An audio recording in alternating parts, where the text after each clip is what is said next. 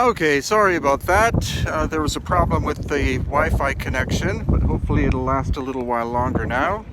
This is giving you an introduction to the area of Paracas, Peru, home of course to the elongated skulls, people who existed between about 800 BC and 100 AD, the ones that we did the DNA testing of.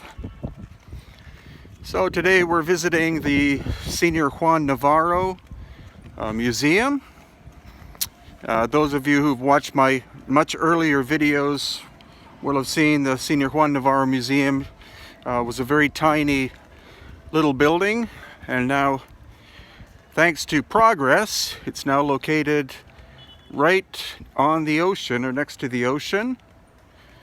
And so here is the Senior Juan Navarro Museum. Unfortunately, Senior Juan died a couple of years ago. We'll be testing the elongated skulls of the Black Sea when I actually go there in September of next year. And this is the San Augustine Hotel, which is where we stay when we do tours. It's only about 2 years old.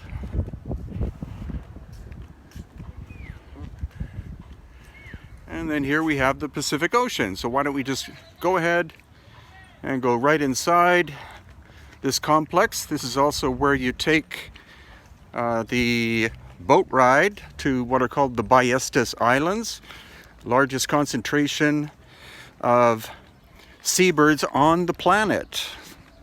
So it's an incredible location. Okay, let's just go ahead and go right inside. What is this? So this is where you take the boat to the Ballestas Islands. And then we'll go outside so you can have a look and see what Paracas looks like.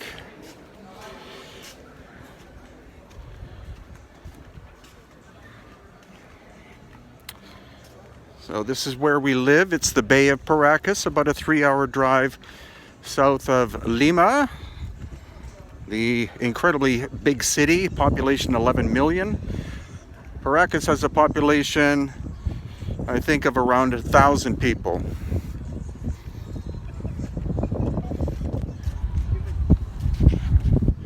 So you can see it's a fishing harbor. Lots of great seafood comes from this area, and there's always a wind blowing in Paracas. So that's why, even though it's desert, the temperature rarely goes above about 25 degrees Celsius. So we only have basically spring and summer. Spring lasts 6 months, summer lasts 6 months, then it goes back to springtime again. And there you can see some big cargo ships off the coast.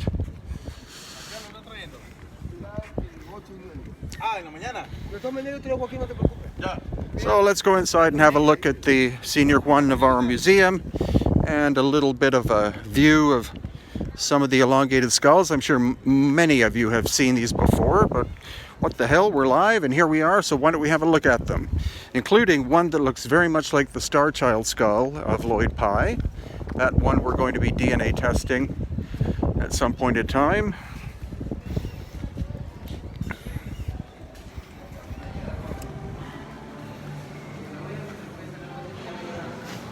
Okay, so here we are, Museo Histórico Paracas, Juan Navarro Hierro, Senior Juan. And this is the intriguing one that we're going to do DNA testing of at some point. This shows you the environment of Paracas.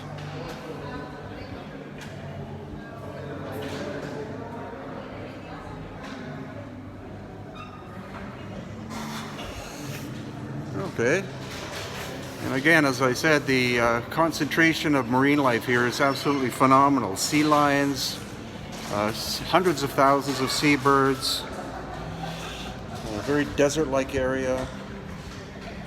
Even penguins, the Humboldt penguin, exists here, very rare.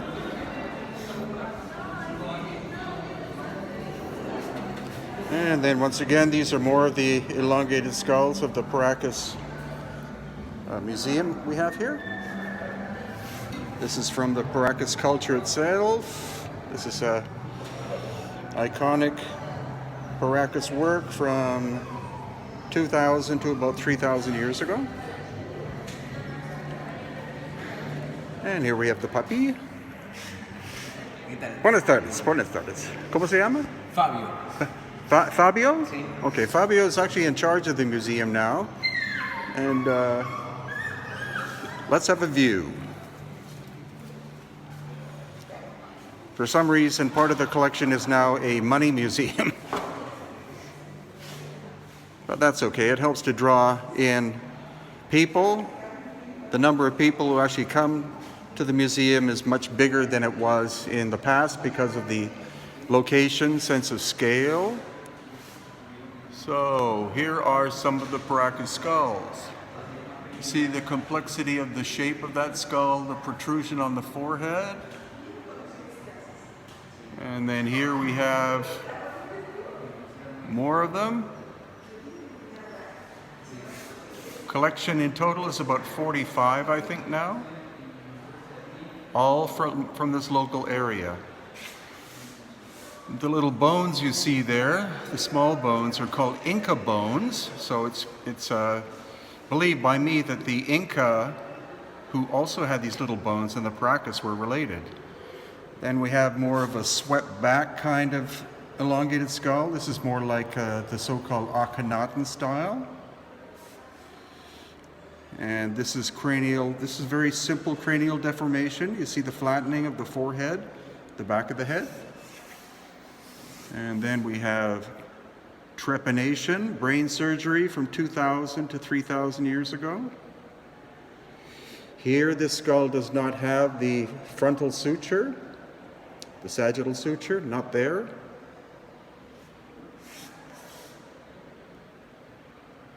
Evidence of actually syphilis disease. Let's see. And of course, artifacts from the Inca time period and the Wadi time period and the Chincha time period, and also the Paracas and Nazca, of course. So these are from the Wadi culture from about 700 AD to about 1000 AD. Paracas textiles, very similar to the Nazca lines and geoglyphs. Here's some very tight weaving of the Paracas culture and other of their textiles. Then we have the Nazca culture. So these are classic Nazca pots, including this one in the middle with a severed head, showing that the Nazca culture were quite violent. They probably overtook the Paracas culture. But then some very elegant ones. If you have a look here, you see that almost what looks like a teapot on the left-hand side. Looks very contemporary, but it's at least 1,400 years old. Another depiction of a head. Here's a pot with 2 spouts. Another here. And we're back into the Paracas skulls. So this is one of the ones with the dark red hair, which is genetically what the Paracas were. They were a dark red-headed people, which doesn't fit in with the standard story of the history of Peru. These people their ancestors did not cross the Bering Land Bridge. They obviously came by sea because their DNA is very similar to elongated skulls found in the Black Sea area or Crimea.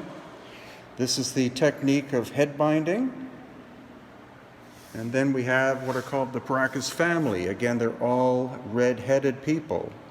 These 3 were all found in the same tomb. So you have these 2. The one on the left is likely a female because of the lack of brow ridge. The one on the right could very well be a male. And then we have the classic baby. And the baby, when it was unwrapped, something like 4 years ago or something now, had strawberry blonde hair.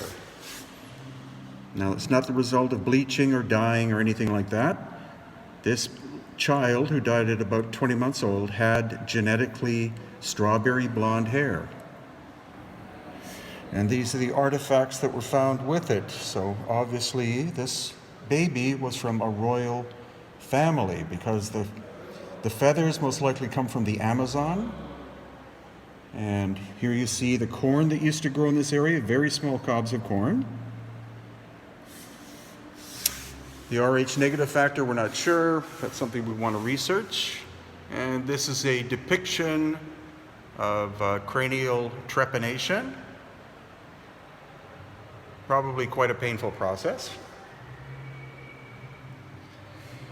And here we have more elongated skulls. Here, this one does not have the sagittal suture, as you all probably know by now. So there should be a suture line coming across this way. Simply doesn't exist.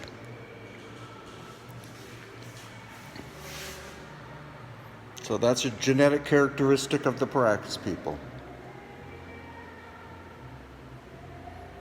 No sagittal suture. And also the two little holes in the back of the skull, that's genetic. Probably because of the elongation of the skull, or the fact that the skull was elongated. It had to, that was a genetic adaptation. And then here we have one with an extra suture coming down the forehead. You see the flattening, you see the two holes, you see the flattening. So this is an example of cranial deformation at some point in time.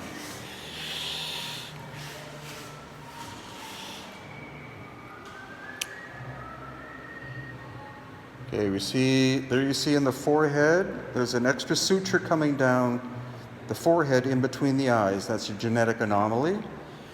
And this is a normal baby human being. It's shown here mainly as a comparison to what you're going to see next. Have any of you heard of the Starchild Skull? Well, this is the one in question. This is the one we're going to DNA test next. You'll see the shape of the eye sockets are completely bizarre as compared to, that's a normal human child. We can't see where the jaw attaches. We don't see evidence of any teeth. The nasal passages are very strange. And then it has these protrusions coming out of the front underneath the eye sockets, and as well the position of where the optic nerve enters the skull is different. So this is definitely a candidate for DNA testing. We're going to do that via one of the fundraising techniques. There again, you have classic elongated skull of the Paracas. Some people say, well, it's very small. That's because this individual was likely about 11 years old, possibly. So just a final little look through once again. Again, the large assortment of elongated skulls that we have.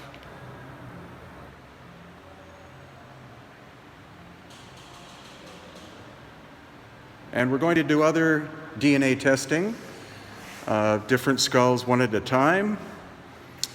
As we go on, we'll only do one at a time so that fundraising won't be a big, expensive deal. These are metal objects, mainly from the Inca culture. Okay, everyone wants to see the so-called Starchild Skull again. Here, one last time. Give you a good chance to have a look at it.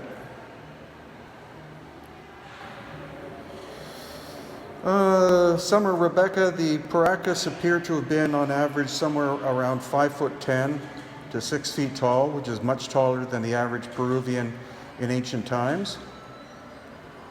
It's another view once again of some of the other skulls we have. And finally, a little walkthrough. This is what's called a quipu, recording system from the Inca culture, Inca ceramics, more Inca artifacts, Chincha culture artifacts. You see these little effigies that were planted in the ground before planting was done. Little female figures in order to be able to, or for prayer for a good harvest. There you have spondula shell, which only is found on the coast of Ecuador. RH negative, yes, we're hoping to do that testing at some point in time. But what we need is textiles that still contain ancient blood, which is not that easy to find. Here again, Chincha culture and Inca. And if you ever come to Paracas in Peru, you can purchase these little replicas of Paracas and Nazca artifacts.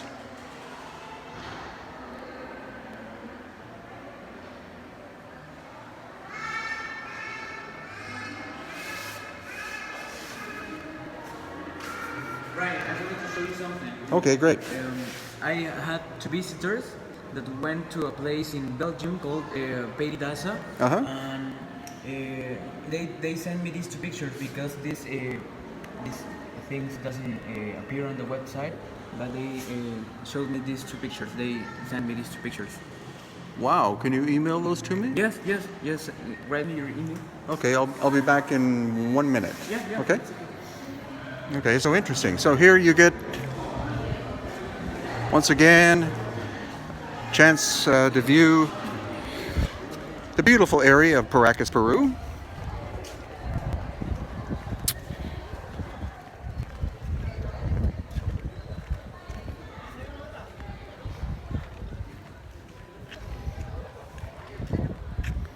These are people coming back from the Islas Ballestas, the Ballestas Islands. And once again, just thanks to you all for subscribing to my YouTube channel. It's an absolute honor for me to be able to do these spontaneous live broadcasts for you and also prepare other videos. I have 9 videos so far to upload from our present experience of the highlands of Peru as well as the coast here. And I also number video our trip to Easter Island. So we saw lots of evidence of lost ancient high technology there. Not lots, but we saw some. We saw some work that could not have been done by the Polynesians because their work is done in hard basalt, and the hardest tools that they had during the Polynesian period was basalt. Can't cut basalt with basalt too easily. And just a little visit once again.